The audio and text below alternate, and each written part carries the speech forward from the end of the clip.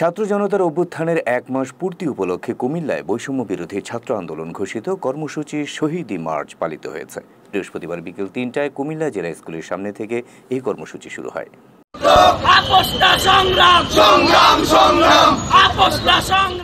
বৈষম্য বিরোধী ছাত্র আন্দোলন ঘোষিত শহীদি মার্চে অংশ নিতে দুপুরের পর থেকেই কুমিল্লা জেলা স্কুলের সামনে জড়ো হতে থাকে বিভিন্ন স্কুল কলেজের শিক্ষার্থীরা। বিকেল ৩টায় স্কুলের সামনে থেকে শহীদি মার্চের যাত্রা শুরু হয়। এরপর বিভিন্ন স্লোগানের মধ্য দিয়ে টাউন হল মাঠে গিয়ে শেষ হয়।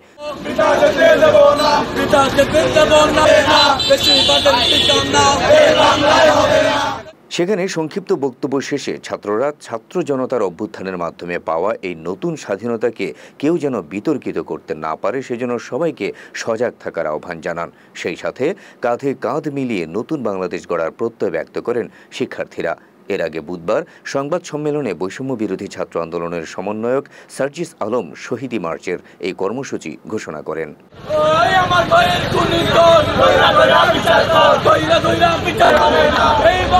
হবে না।